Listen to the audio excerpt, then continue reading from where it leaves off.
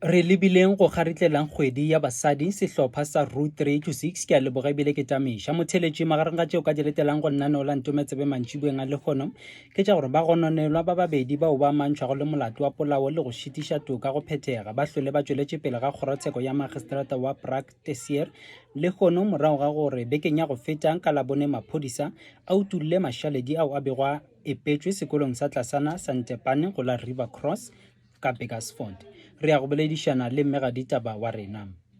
go letetšwe gore baduding go tšwa metseng ya go fapana ka mosina ba tsenele mogwanto kgatlhanong le bosenyi bjo bo golelago godimo tikolong ya gago bo bona ka labohlano mo bekeng ye. O ka letela pego gona fao ka go le lengwe re ya go lebelela ditaba tša gore hlongo ka go lekala la Hawks Lieutenant General Godfrey Lebeya gore ba hlobaetšwa ke go golela godimo ga ditiragalo tša go bolawa ga maphodisa ka mo nageng. Le gona fao o ka letela pego motheletši le lekgono bjalo ka mehla pitša rena ditaba ya phophoma dulang le hlwaile tsebe metsotsego ile mehlano go tšwela iring ya botshelela re tlo le solela tšona ka go tlologa nna ke tshepo wa ga mojake ga bjale Sfiso o le tshwaretše tša dipapadi thobela.